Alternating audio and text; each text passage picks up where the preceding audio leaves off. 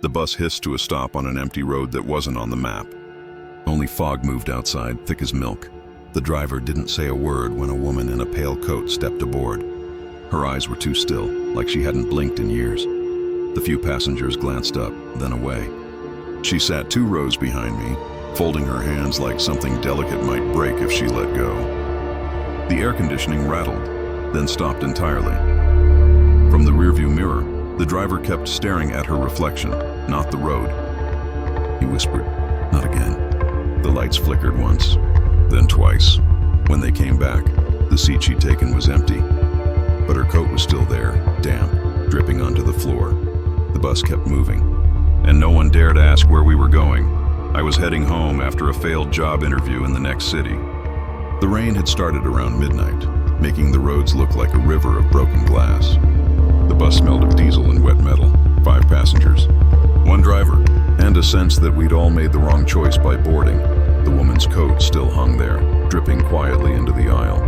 I leaned over to whisper to the man beside me, an old traveler with fogged glasses. "You saw her, right?" He didn't look up. "Keep your eyes forward. She doesn't like being noticed." The driver's voice cracked over the intercom. "Everyone stay seated. Roads are bad. We'll reach the station soon." But I checked my GPS. There was no signal, no roads, nothing but a gray void. The bus windows reflected strange things. Faces that didn't match the passengers. Flickers of movement from the seats that were empty. I turned away, heart pounding. Then the driver shouted, "She's on the road again!" and slammed the brakes. The bus screeched to a stop. Everyone lurched forward. In the headlights stood the same woman, hair-soaked, eyes wide open, unblinking. We sat frozen. The driver muttered prayers, his hands shaking on the wheel. The old traveler whispered, "She died here. Same route. 10 years ago. Bus 47. I swallowed. Then what's this?" "Bus 47, he said without looking at me. The rain thinned and the fog turned almost silver. I could see the shape of another bus ahead, wrecked, burned, half buried in the ditch. The driver tried to reverse, but the engine only groaned. The woman stepped closer, her feet leaving wet prints that faced the wrong direction. I reached for my phone. It showed a single message. "Don't look back." My breath fogged the glass as I tried to see outside. Shadows moved in the fog, more people, dozens. Maybe the passengers from that burned-out bus. Then came the whispers. Not in words, but in breaths, circling the cabin, brushing past ears. The lights dimmed again. Someone started crying quietly, and the driver finally said, "Hold on tight. We're not stopping till dawn." He floored the pedal. The fog didn't move. It swallowed us instead. Time broke inside that bus. The road seemed endless, an asphalt ribbon through nowhere. The woman appeared in the aisle again, standing near the old man. Her voice was thin, almost kind. "You missed your stop," he screamed once before the lights went out completely. When they flickered back, his seat was empty. His glasses lay on the floor, cracked, still wet from the fog. The driver's reflection stared back at me in the rearview mirror. His mouth moved, but no words came. His eyes were bleeding, thin red lines like spider cracks in glass. One by one, the passengers vanished. Not in screams or violence, just quiet absence. A coat left behind, a bag still zipped, an echo of breath. When she reached me, she smiled. Her hand touched my cheek. It was cold like the underside of stone. "You took my seat," she said softly. The bus lurched. The windows filled with light, blinding, endless. I woke at dawn by the roadside, lying in the mud. The bus was gone. Only tire marks led into the fog that still lingered beyond the trees. My phone buzzed once. Route complete. A police car found me an hour later. The officer said the road had been closed for 10 years, ever since Bus 47 had crashed there. No survivors. I showed him my ticket. He frowned. "We discontinued that route in 2015. Nobody runs it anymore." I looked down at my hands, black soot under the nails, faint burns on my fingertips. Behind him, in the mist, a bus moved silently through the fog, number 47 glowing faintly on its front plate. The driver looked straight at me, and in the back row she sat again, still wearing that pale coat. This time she waved, and the fog rolled closer. The sign flickered on just as the storm began. "Vacancy. Rest Easy Motel."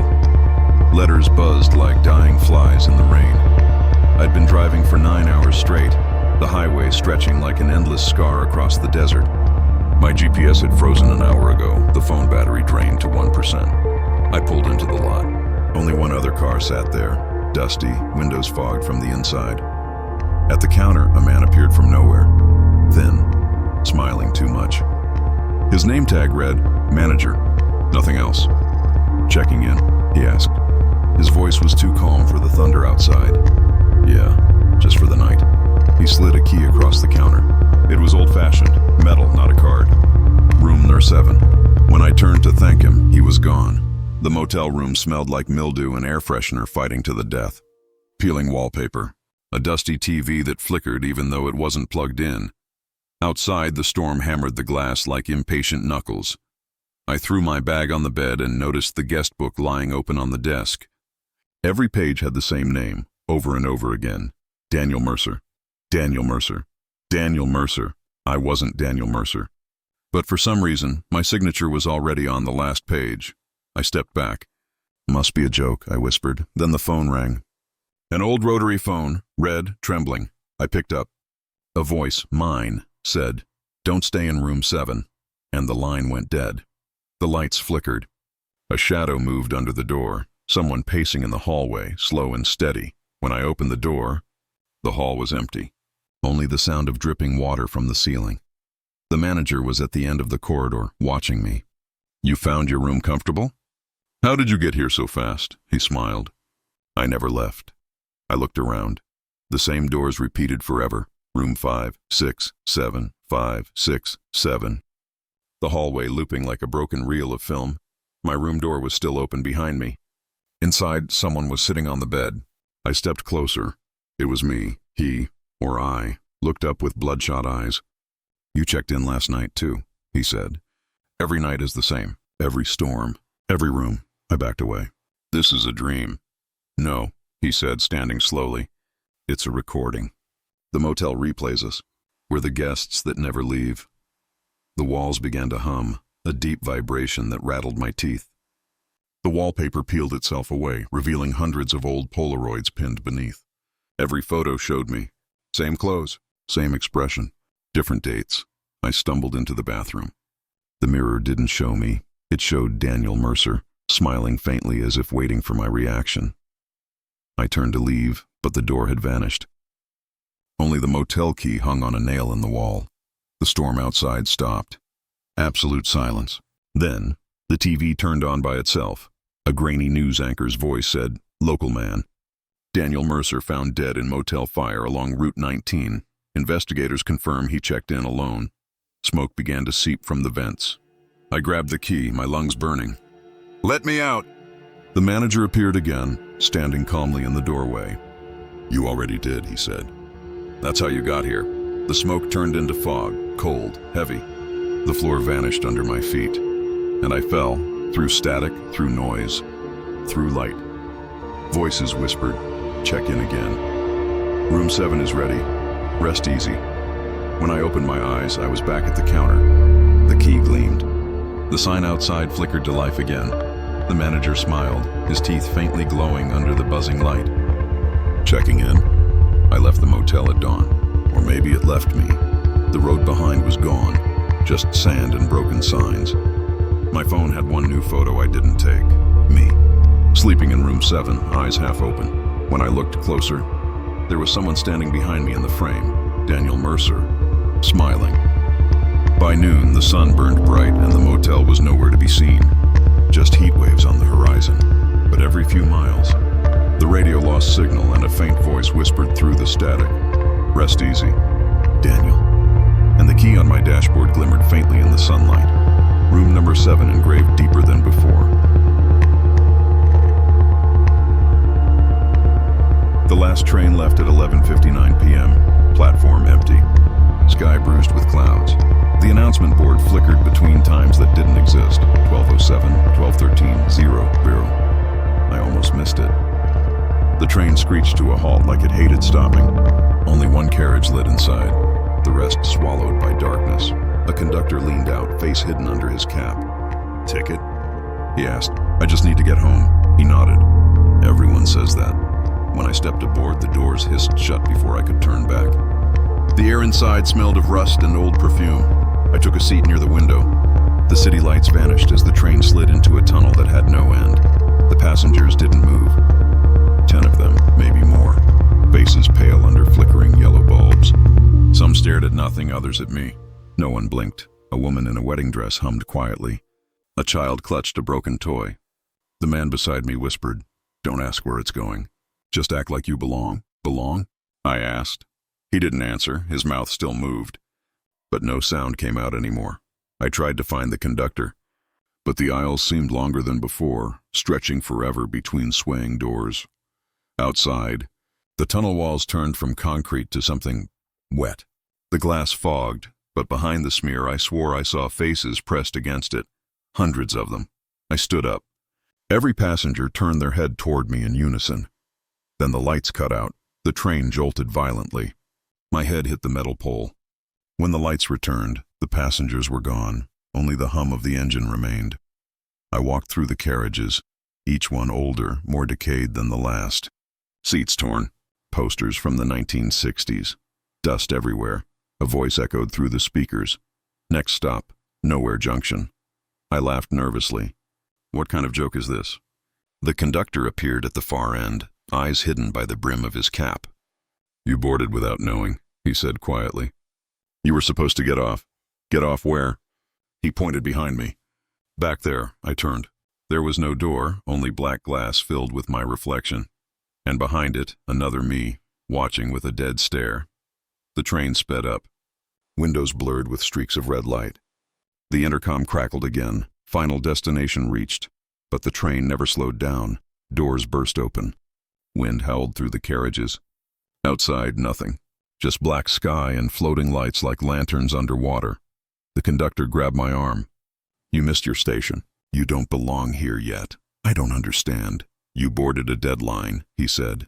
"This train runs between what was and what never will be." Behind him, passengers reappeared, standing in the aisles, faces hollow, eyes like smoked glass. The woman in the wedding dress whispered, "Trade places with me." "I want to go home." The air turned colder. My breath froze midair. "Stop the train!" I screamed. The conductor stepped back, lifted his whistle, and blew. No sound came, but the world shattered around us. Suddenly, I was outside, running through a tunnel of mirrors. Each reflection showed a version of me sitting quietly on the train, never leaving. The roar of the engine grew louder until it filled everything. Then, silence. I woke up at dawn, slumped on a bench in a small, silent station. No signs, no staff. Just the tracks stretching into mist. My phone had one new notification. Trip completed. Fare deducted, 1 soul. My ticket was still in my hand, but it was blank. No date, no destination. Just one printed line, return not available. A train horn sounded far off in the fog. The air vibrated like memory. I stood, hesitating, and saw my reflection in the glass of the empty booth. It smiled first. The house wasn't on the map. It showed up only after I zoomed in. An Airbnb listing with 3 blurry photos and 1 review that just said, "Don't stay past midnight." The price was cheap, too cheap. I booked it anyway. When I arrived, the host wasn't there. Only a note taped to the door, keys under the mat. "Welcome home." The hills were silent. No cars, no birds. Just the wind brushing through the pines, whispering like someone trying to speak through a dream. Inside, everything was spotless, too spotless. Like the place had been cleaned to hide something. And in the living room, a single photo frame stood on the shelf. It showed me, standing in that very room wearing the same clothes. It took a full minute before I could breathe again. The air smelled faintly of bleach and rain. The house had that kind of quiet that didn't feel empty. It felt like it was listening. I called out, "Hello?" My voice came back a half-second late, as if someone else had repeated it. Outside, the hills looked endless. The nearest neighbor was a mile away. My phone had 1 bar of signal, then none. I made coffee, sat by the window, tried to convince myself I was imagining things. But then the footsteps started. Soft. Upstairs. I froze. "Hello?" I said again, louder this time, no reply. When I went up to check, I found 3 bedrooms. All doors closed, except one. Inside, the furniture was covered in sheets. A faint shape pressed against the fabric of one, like someone hiding underneath. I pulled it away. Nothing. Just dust.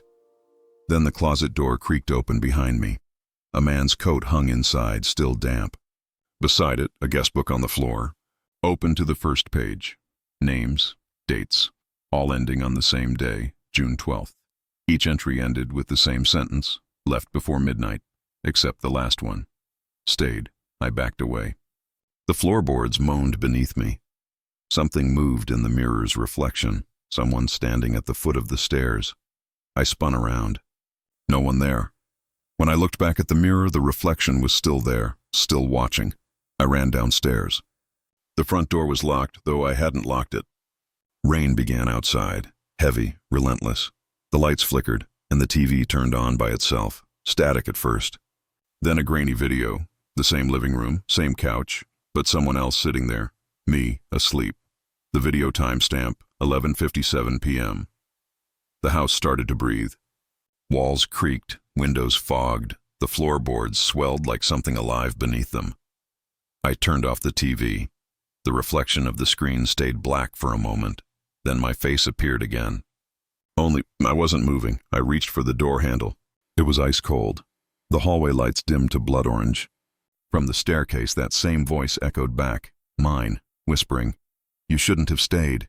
Midnight struck. The clock on the wall chimed 12 times, but each chime stretched too long. Bending into static, the walls began showing handprints one after another. Like dozens of people had tried to claw their way out. Through the window, I saw movement in the hills. Figures walking slowly toward the house, their outlines flickering in and out like bad reception. The front door burst open on its own, slamming into the wall. Wind howled through, carrying faint whispers. Stay. Stay with us. Then, darkness. I woke to sunlight. The rain was gone. Everything looked normal again. Coffee cup on the table. My bag packed. The clock read 7:02 a.m. I laughed out loud, nervous, shaky. Just a nightmare. But when I checked my phone, the camera app was open. The last video was from 12:00 a.m. The footage showed me walking to the front door, opening it, and stepping into the rain. Only, in the frame, something held my hand as I left. Something pale, human-shaped. Smiling, I deleted the video, threw the phone into my bag. When I turned for one last look at the house, the door was wide open. A new note hung from the knob. Keys under the mat. Welcome home. The fuel gauge was below empty, and the road behind me had disappeared in the heat. Just sand, sky, and a single sign that shouldn't have been there. Last stop gas open 24 hours. I pulled in, tires crunching over gravel. The place looked abandoned. Rusted pumps, broken windows, flickering neon. Still, the lights were on inside. A bell rang when I opened the door, but no one came. Only the smell of gasoline and dust thick in the air. Behind the counter sat a half-empty coffee cup, steam still rising, and next to it, a Polaroid photo of my car parked outside, taken seconds ago. The desert wind groaned outside, rattling the sign. "Hello?" I called. Something moved behind the shelves, slow, dragging steps. A man appeared. Tall, gray coveralls, face leathery like it hadn't seen sleep in years. He smiled without warmth. "You're running low." "Yeah." "Pump 3, I said, trying to sound calm. He nodded. "You came the wrong way." "The wrong way?" He just pointed to the road. "That way's not supposed to exist." Before I could ask, the bell above the door chimed again. Another car had pulled up outside, an old station wagon, headlights dim, driver motionless. The man behind the counter froze. "Don't look," he whispered. I looked anyway. A woman sat inside the car, hands on the wheel, face turned toward me. Her eyes glowed faintly white, like fogged glass catching light. The pump hose started moving on its own, snaking across the dirt toward her tank. The man hissed, "She's not here for gas." "Who is she?" He didn't answer. His eyes darted to the Polaroid camera behind the counter. It clicked. A new photo slid out, showing me standing by the window, looking out at her. But in the picture, she was standing behind me. I spun around. Empty. The man shoved the picture into his pocket. "Get your gas and leave. Don't talk to her." Don't answer if she knocks. My heart pounded. Knocks? He nodded toward the restroom door at the back. It was shaking, slow rhythmic thuds like knuckles on wood. The lights flickered, humming like bees. I grabbed my keys, bolted for the door, but the window glass reflected something impossible. The station was burning. Inside the reflection, flames danced across the walls, the man screaming. Outside, everything was normal. None of this is real, I muttered. Then the restroom door burst open. The woman stepped out. Her clothes were wet with oil. Her mouth didn't move when she spoke. You stopped here last night. You promised you'd stay. She took a step closer, eyes flickering like headlights through fog. The man behind the counter shouted, "Run! You're repeating it again." I backed toward the door. What are you talking about? He threw the Polaroid camera at me. Take it! Look! I snapped a picture without thinking. The photo developed instantly, showing the same gas station, same me, same woman. But this time I was standing outside, watching them both burn. I woke up in my car. The gas tank was full. The sun just rising over the dunes. The gas station was gone. No pumps, no building, just tire tracks leading into the sand. My camera lay on the seat beside me. One photo inside, I pulled it out. It showed me driving down the same road, smiling faintly, in the reflection of my rear-view mirror within the picture. She was sitting in the back seat. I turned, empty, but the seatbelt buckle was fastened tight. The tunnel appeared out of nowhere. I'd been driving through the northern passes for hours, cliffs on one side, abyss on the other. When the GPS froze, the radio died, and fog rolled in so thick I could barely see the road.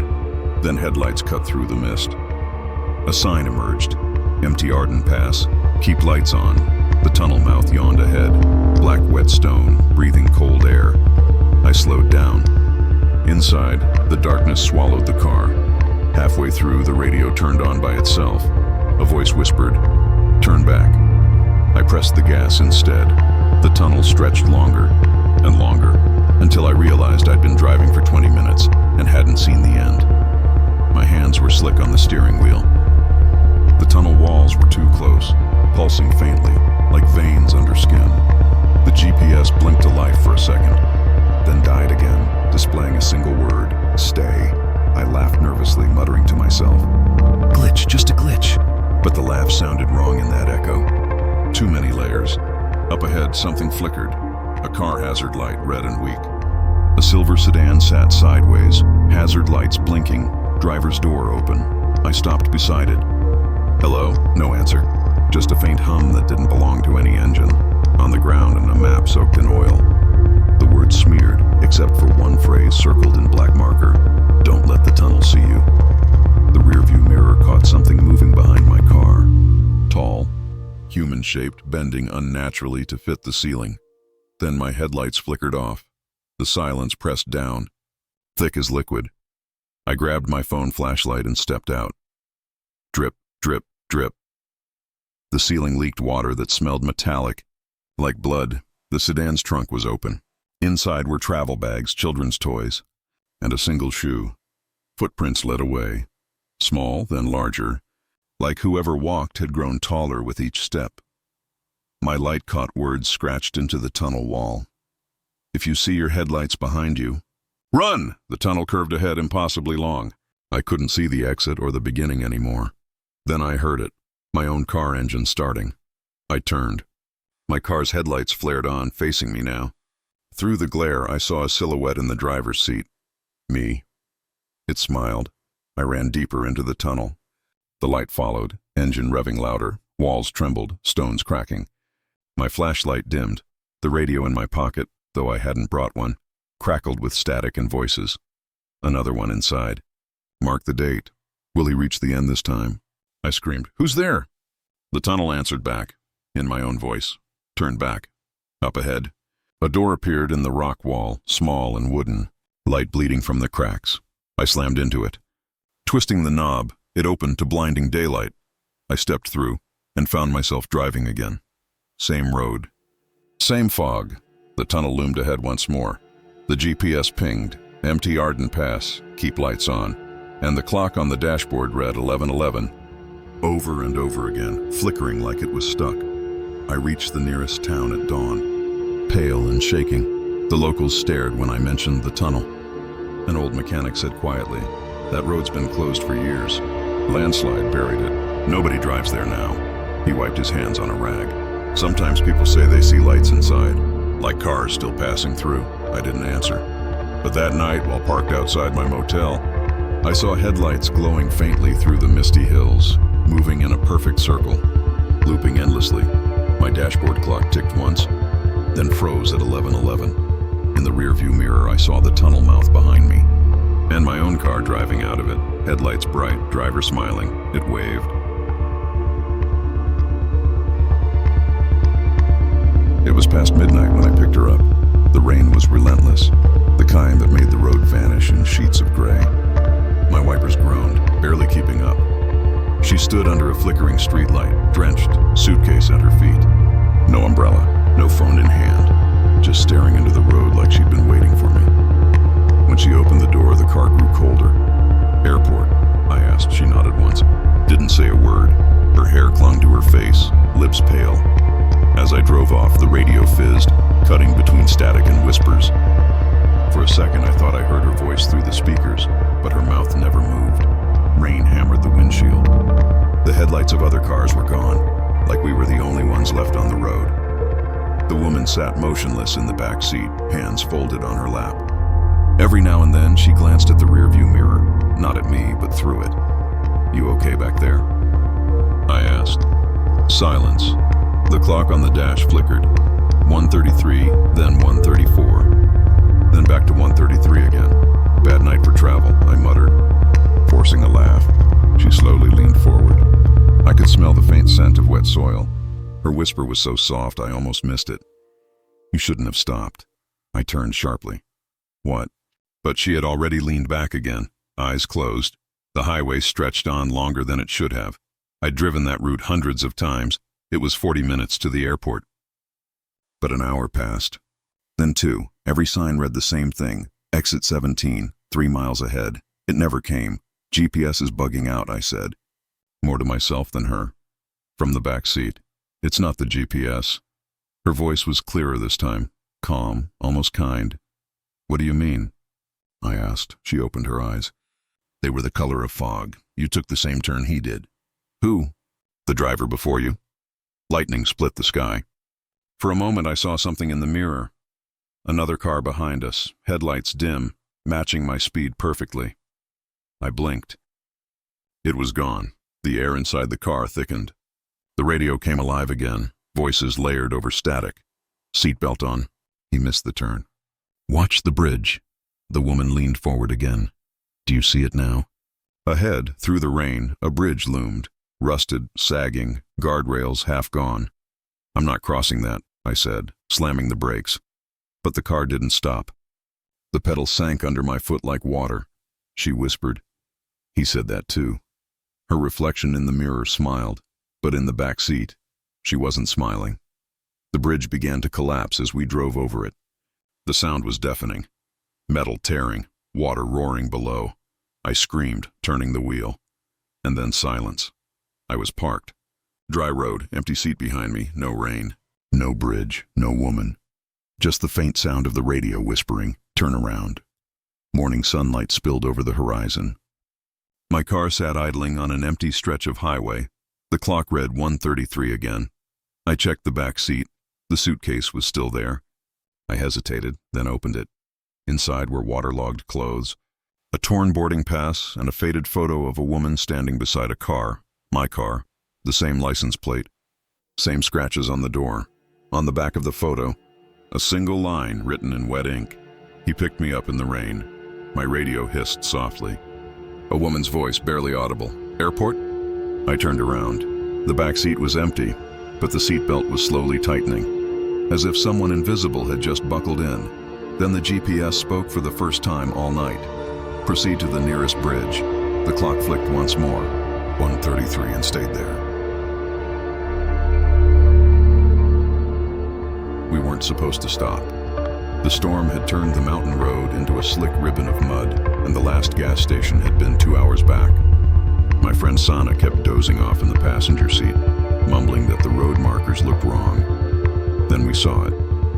A faint light through the trees, an old wooden cabin standing just off the road. A crooked sign in front read, "Kilometer 66, Travelers Welcome." The light in the window flickered like a heartbeat. I parked. "We'll just ask for directions," I said. But when we stepped out, the car engine died, and in the reflection of the windshield, there were three of us standing in the rain. The cabin smelled of wood smoke and damp earth. A fire burned in the stone hearth, though no one seemed to be inside. "Hello?" I called out. "Anyone here?" A kettle hissed softly on the stove. Two mugs sat waiting on the table, steaming. Sana whispered, "They knew we were coming." Her voice trembled. I tried to laugh it off, but the sound died in my throat. I checked the walls, photos everywhere, dozens of them, all showing the same road we had just driven. Each picture taken from slightly different years. In every one, a car sat parked outside the cabin. Same make, same color, our car. A floorboard creaked above us. We climbed the narrow staircase, flashlights shaking. At the top was a hallway lined with closed doors. A faint hum, like wind through a flute, drifted through the wood. "Maybe it's a generator," I said, though we hadn't seen one outside. Sana pointed to a door slightly ajar. "Someone's in there." I pushed it open. The room was small, a bed, a mirror, and a single suitcase on the floor. The suitcase was open.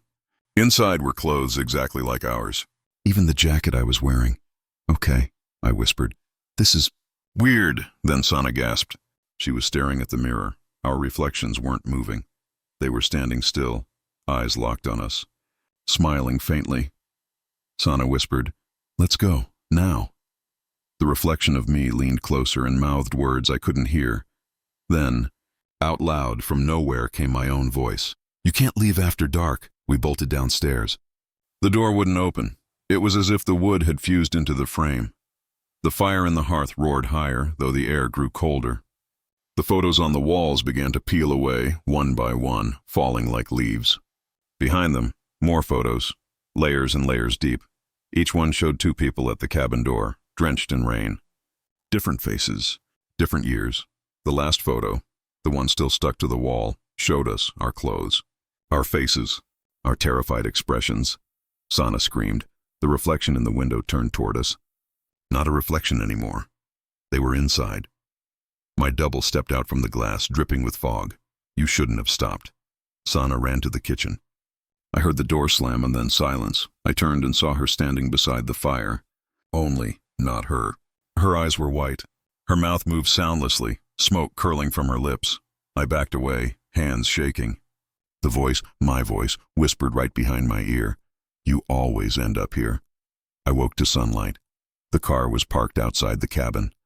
The storm was gone. The air was still. Sana sat beside me, eyes closed.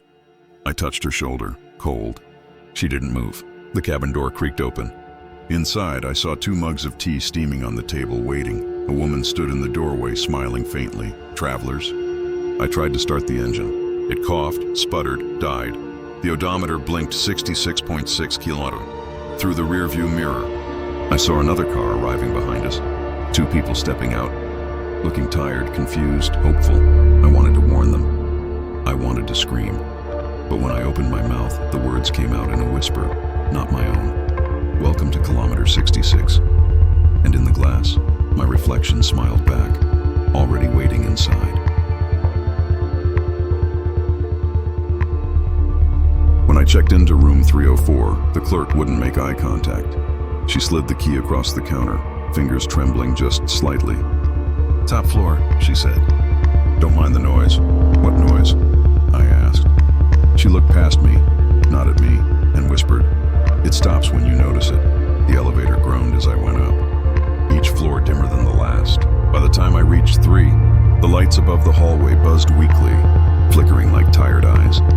At the far end, room 304 waited, door slightly open, as if someone had forgotten to close it. Inside, the air smelled of bleach and rain, and the faint sound of someone breathing filled the room. Though no one was there, it was supposed to be one night, just a rest stop between cities. The room was plain, a bed, a cracked mirror, heavy curtains drawn shut. Still, something was off. The bedsheets were damp, and the window was fogged from the inside. I turned on the TV. Static. Switched it off. Then the phone on the bedside table rang once. No caller ID, I answered. Did you forget something? A woman's voice, calm, familiar. Who is this? I asked. You checked out already. I froze. What? Don't make us clean it again. Click. I stared at the receiver until it went silent. Sleep never came. Every hour the hallway outside echoed with faint footsteps. Sometimes they stopped outside my door. Sometimes they didn't. At 2:17 a.m., someone knocked. 3 slow taps. I opened the door. Empty hall, but the carpet was wet, like someone had just walked through a flood. I followed the damp footprints to the end of the corridor, where a cleaning cart sat abandoned beside another door, room 304. I turned the knob. It opened to an identical room, same furniture, same stain on the curtain, but everything was reversed, mirrored, and on the bed lay a soaked guest ledger. Pages warped. Only one name filled every line. Mine. Same handwriting, same signature, over and over. Stretching back decades, the phone in that mirrored room rang. I picked it up. You're still here. It was the same voice, the clerk's. We told you to check out. Listen, I said. Panic rising. I just got here. You always just got here. The TV flickered on by itself. The screen showed the hallway, live feed, but from an angle that revealed me standing in front of the other door. I turned. The other version of me looked back from the real hallway, expression blank. He stepped forward. So did I. The lights burst. The static roared in my ears. We reached for the same doorknob. The world flipped. Morning sunlight leaked through the curtains. I woke in bed, clothes still damp. My bag sat packed by the door. Relief flooded me. It had to have been a nightmare. Downstairs, the same clerk was at the counter. Morning, I said. Checking out. She looked up slowly. You already did. I frowned. What? She slid the key toward me. Same brass tag, room 304 engraved. Forgot to sign. On the ledger, beneath hundreds of faded names, the last entry was blank. My hand shook as I wrote my name. Before I could finish, a drip of water hit the page. I looked up, ceiling dry. Then I saw my reflection in the counter glass. It smiled. I didn't. The clerk whispered, almost to herself. Another guest who checked out twice. Behind me, the elevator dinged, doors sliding open on their own. Inside, I saw my suitcase waiting, and me already going up.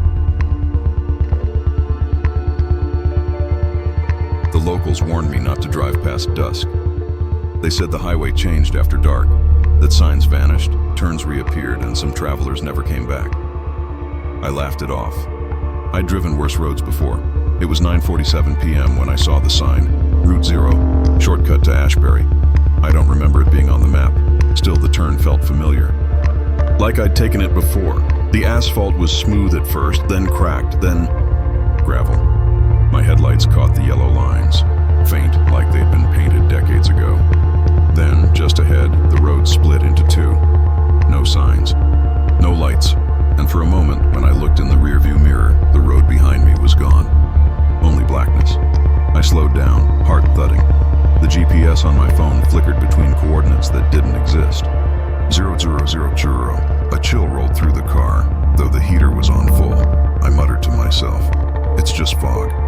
Bad signal, but the air smelled wrong, like burnt rubber and iron. At the next bend, a hitchhiker appeared on the shoulder. He wore a tattered jacket, head bowed, holding a cardboard sign that read simply, "Anywhere but here." I hesitated, then rolled down the window. "You need a ride?" He looked up. His eyes were gray, almost colorless. "You shouldn't be on this road." "Why not?" "Because it wasn't here yesterday." Then he smiled faintly, and the lights went out. When the headlights blinked back on, the man was gone, but his voice lingered, soft, like wind between cracks. "Keep driving, or you'll meet yourself." The road narrowed, twisting between hollow trees. Their branches bent toward the car, scraping the roof like fingernails. I tried turning back. The steering wheel locked. Ahead, faint shapes moved on the edges of the light, silhouettes crossing the asphalt, vanishing when I blinked. My phone rang. "Unknown number," I answered. "Turn off your lights." "What? Who is this?" They see through the light. Static swallowed the voice. I killed the headlights.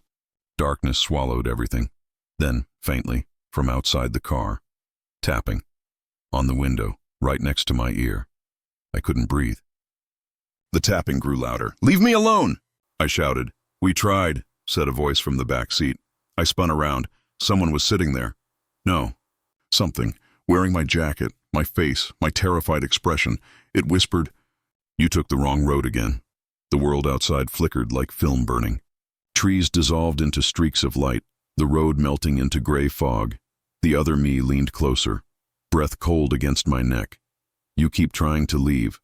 "Who are you?" I screamed, "the one who didn't." I threw the door open and ran. Gravel crunched under my shoes, but there was no sound beyond that. No insects, no wind, no world. Ahead, the road ended abruptly at a cliff. Down below, nothing. Just a dark, endless drop. Behind me, the car door slammed shut. The headlights turned on again by themselves, pointing straight at me, and in the driver's seat, I sat there, smiling. Morning, a police cruiser rolled along Route 19.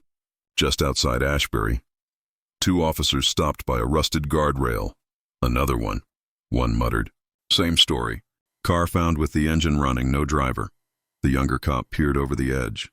"Think he jumped?" The older one sighed. "There's no drop here, just forest." They looked around. Endless trees, dry road, nothing else. The GPS on their dash flickered once. Coordinates 00000, then static, far off. Down a hidden bend in the trees, a set of headlights blinked on. Steady.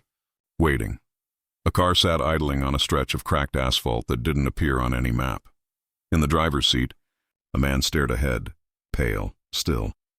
When another car appeared behind him, he smiled faintly.